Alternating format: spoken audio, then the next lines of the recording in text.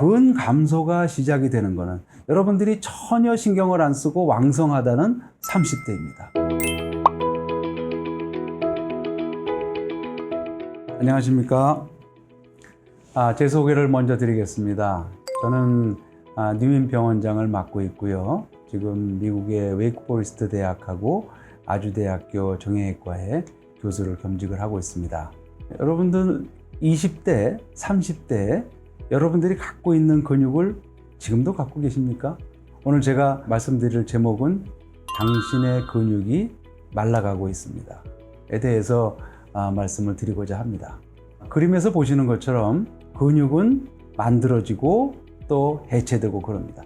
만들어지는 걸 동화작용이라고 하고 있고 해체되는 것을 이화작용이라고 하고 있습니다.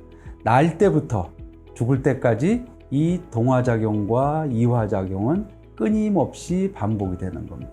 노화에 대해서는 많이 들으셨죠. 노화에 대한 정의는 나이가 들어가면서 인체의 모든 구조, 여기 그림에서 보시는 것처럼 여러 가지 근육이라든지 뇌라든지 심장, 폐 모든 것들이 구조와 기능이 점차적으로 퇴화되는 것을 의미합니다. 이 퇴화라는 것이 바로 동화보다는 이화작용이 많다는 거죠. 여기서 가장 중요한 점은 이것이 비가역적이라는 겁니다. 그 얘기는 뭐냐면 일단 한번 퇴화가 돼버리면 다시 원래 상태로 돌아오지 않는다는 것이죠. 이것이 굉장히 중요한 것이기 때문에 우리는 퇴화되기 전에 동화를 더 강화시켜야 되고 그 상태를 유지시키는 것이 매우 중요합니다. 근육을 만들어내는 근육세포의 수명은 그리 길지 않습니다. 한 3개월이나 4개월 정도에 지나지 않습니다. 그래서 나이가 들어갈수록 이 근육의 생성보다는 분해가 훨씬 많이 돼서 근육이 해체되시는 거죠. 그림에서 보시는 것처럼 젊었을 때는 이렇게 팔뚝이나 또는 넓적다리나 이런 곳에 근육 대비 지방이 굉장히 적습니다. 근육이 많이 차지하고 있죠. 나이가 점점 들어가면 들어갈수록 근육이 점점 줄어들고 그 사이로 지방이 침투해 들어오는 것입니다. 80대 정도가 되면은 오히려 지방이 훨씬 더 많아지는 이런 그림을 CT나 MRI를 찍게 되면 쉽게 볼 수가 있습니다. 그래서 여기서 중요한 점은 우리가 근 감소가 시작이 되는 것은 여러분들이 전혀 신경을 안 쓰고 왕성하다는 30대입니다. 그 이후로 50대부터는 근육의 해체되는 속도가 현저하게 증가가 돼서 70대, 80대가 되면 감당할 수 없는 정도로 근육이 감소되는 것이 현실입니다.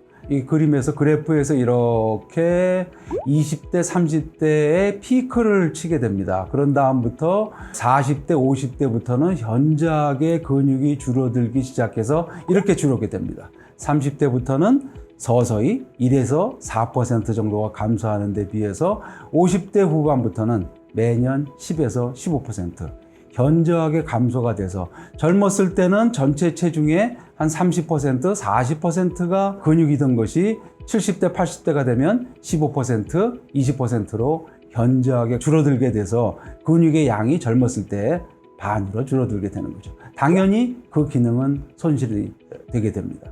그러면 이렇게 근육이 감소되면 어떻게 되느냐? 여러분들에게 생소한 얘기가 아니고 주위에서 많이 보셨을 겁니다.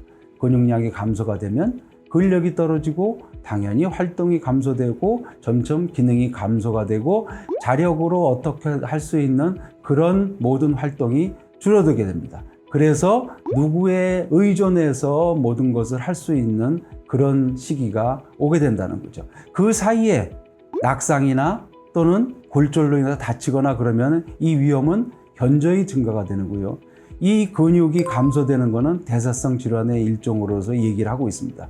다시 말해서 당뇨나 동맥경화나 치매 이런 것들이 근 감소와 같이 겹치게 이래 되는 경우가 아주 많고요. 그렇게 되면 이렇게 의존에 의한 생활, 내 독립적인 생활을 못하는 시기가 훨씬 빨리 오게 되는 겁니다.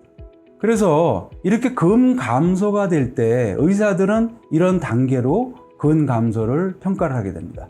1부터 시작해서 한 4 정도는 그런대로 독립적인 활동을 시작하지만 4에서부터는 본인의 상태로 활동을 그렇게 자유롭게 못하는 그런 상황이 오게 됩니다. 더 심해지면 쇼핑이나 야외 활동이나 이런 것들이 불편하게 되는 상황이 오게 됩니다. 이 단계를 우리는 근감소증이라고 부르게 됩니다. 자, 이 단계에서 조금 더 진행이 되면 의존 단계에 들어오게 됩니다. 당연히 모든 활동, 또 심한 활동을 할 때 다른 사람의 도움을 필요로 합니다. 목욕을 할 때도 다른 사람의 도움이 필요하게 되면 이것을 우리는 노쇠라고 부르고 있습니다. 노쇠를 지나치면 중증 허약, 내가 전혀 내 일을 할 수 없는 타인에게 완전히 의존하는 상태로 넘어가게 됩니다. 마지막에는 안타깝게도 저렇게 침대에 누워서 겨우 숨만 유지하는 그런 단계가 오게 되는 것을 노인 증후군이라 부르고 있습니다. 근감소증은 노화와 노인 증후군과 지속적으로 단계적으로 연결이 돼 가고 있습니다. 여러분들이 꼭 기억하셔야 되는 것은요, 이렇게 지속되는 단계는 비가역적이라는 겁니다. 그래서 그 말은 한 번 넘어가면 돌아오지 않는다는 겁니다. 여기 보시는 것처럼 경희대에서 중요한 연구를 했습니다. 노쇠에 들어간 사람의 오로지 3.1%만 다시 근감소증, 이전의 단계로 돌아가고 정상적으로 돌아가는 단계는 아주 적게 1% 정도밖에 안 된다는 것이죠. 매우 심각합니다. 그러면 우리는 어떻게 해야 되겠습니까? 근감소증에 가지도 말아야 되겠지만 근감소증 단계에서 노쇠에 넘어가지 않도록 무한한 노력을 해야 되는 것이 우리들의 책임이고 제가 이 강의를 하는 의미입니다. 그러면 퀘스천이 하나 생길 겁니다. 이 단계에서 우리는 뭐 누구나 다 감소증, 근감소증 걸리는 거 아니야. 우리가 나이가 먹는 거는 어쩔 수 없듯이 근감소증에 걸리는 것은 어쩔 수 없습니다. 우리 체중의 35% 정도는 근육으로 채워줘야 정상적인 활동을 하는데 그 단계보다 이하로 떨어지게 되면 자기 육체적 활동이 저하가 되는 근감소증이 되고, 더 떨어지게 돼서 일상생활에 장애를 받게 되면 노쇠가 되고, 더 떨어지게 되면 그것이 노인 증후군으로 빠지게 되는 것입니다. 이러한 근감소증이 오는 나이가 50대에서 70대 사이에 올 수가 있고, 노쇠에 빠지는 것은 70대, 80대가 넘어가게 되면 노인 증후군으로 가는 것이 일반적인 현상이라고 말씀드릴 수가 있겠습니다. 그런데 대사성 증후군이나 낙상이나 골절을 당하거나 이런 여러 가지 요인을 안게 되면 그 시기는 훨씬 더 빨리 오게 됩니다. 그림에서 보시는 것처럼 근감소증이 이렇게 50대에 이미 오게 되고, 노쇠가 60대에 오게 되고, 노인 증후군이 70대에 오게 되는 아주 불행한 경우가 닥치는 경우를 우리는 어렵지 않게 보고 있습니다. 그래서 여러분들한테도 강조를 하는 것이 뭐냐면 가장 이상적인 근육 관리를 해보자. 그림에서 보시는 것처럼 자, 이렇게 근육의 피크치가 30대에 있는데 30대에서 근육 피크치를 최대한도로 올리고, 이것이 50대, 70대를 넘어가서도 전혀 줄지 않고 이렇게 쭉 가다가 어느 날 갑자기 꼴까닥, 이렇게 근감소, 노쇠, 노인 증후군이 한꺼번에 와서 그냥 내 생을 마감할 수만 있다면 이것이 가장 이상적인 근육 관리라고 할 수가 있겠습니다. 허황되지요? 이렇게 되기는 매우 어렵습니다. 그래서 우리가 치료의 목표는, 여기 녹색으로 보시는 것처럼 치료의 목표는 이렇게 정하고 있습니다. 가능하면 젊었을 때 근육의 양을 피크로 올리고, 그것을 유지할 수는 없지만 감소하는 속도, 근육이 해체하는 속도를 최소한도로 줄일 수 있는 그런 치료로 계속 지속이 돼서 근감소증이 오는 나이가 70대가 훨씬 넘게, 노쇠, 노인 증후군이 오는 나이가 80대, 90대 가서 오게끔, 이렇게, 즉 다시 말해서 건강하게 살 수 있는 수명과 죽는 나이가 거의 일치하게 만드는 것이 우리가 할 수 있는 최대한도의 이 이상적인 치료라고 생각을 하고 있습니다. 그래서 이렇게 우리가 치료할 수 있는 이런 단계보다 밑에 있는 근육의 상태를 우리는 질환이라고 이렇게 정의를 하고 사람들의 관심을 모으고 있습니다. WHO에서는 사람이 사망하는데 4번째로 중요한 원인으로 이 근감소증을 지정을 해서 경각심을 올리고 있습니다. 우리나라에서도 21년도에 표준 질병 사인 분류에서 분명하게 질병 코드로 돼 있고, 근감소증은 질병입니다. 나이가 들어서 저절로 생기는 노화가 아니라 분명히 질병입니다. 이런 것들을 우리가 경각심을 올려서 빨리 알아내는 게 중요합니다. 그러면 근감소증은 어떻게 진단해내느냐? 첫 번째, 근육량. 내 몸에, 온몸에 골격근이 얼마가 되느냐 하는 근육의 양. 두 번째로 그 근육이 얼마만큼 힘을 발휘하느냐, 근력. 세 번째로 이런 근력을 갖고 어떤 행동을 할 수 있느냐, 얼마나 빨리 걸을 수 있느냐, 계단을 얼마나 자주 올라가느냐, 의자에서 일어나는 건 얼마나 빨리 할 수 있느냐, 얼마나 많이 할 수 있느냐, 기능을 측정을 하게 됩니다.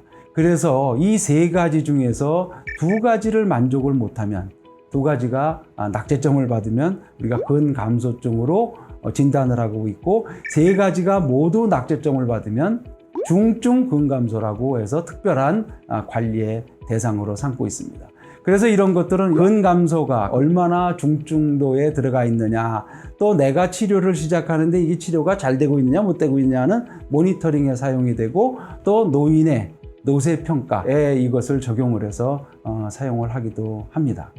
이상까지 근육에 대해서 말씀을 드렸는데, 마지막으로 여러분들한테 중요한 말씀은 우리 몸의 노화는 어찌할 수가 없습니다. 그런데 오로지 골격근, 우리가 보통 팔다리에 있는 근육으로 알고 있는 그런 골격근은 내 손아래에 있고 내가 조절할 수가 있는 것입니다. 제가 오늘 말씀드린 바를 맺으면 근육의 감소는 가장 내가 자신이 있다고 생각하는 30대부터 일어나기 시작한다. 나이가 들을수록 급속하게 빨리 근육의 해체가 일어난다.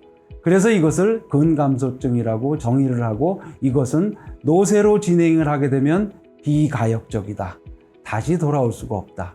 그렇기 때문에 의존적으로 가는 삶이 훨씬 더 빨리 온다. 이런 것을 인식해 달라는 거죠. 그래서 우리가 치료의 목적은 그렇습니다. 근육을 유지하는 것은 우리가 독립적으로 생활을 하면서 우리의 행복을 지키기 위한 방법입니다. 그래서 이런 근육을 최대한도로 확보하기 위한 관심을 갖는 것은 매우 중요합니다. 다음 시간에는 그럼 이것을 어떻게 진단을 하는지를 조금 더 구체적으로 말씀을 드리고, 치료는 어떻게 해야 되는지를 계속적으로 말씀을 드리겠습니다. 감사합니다.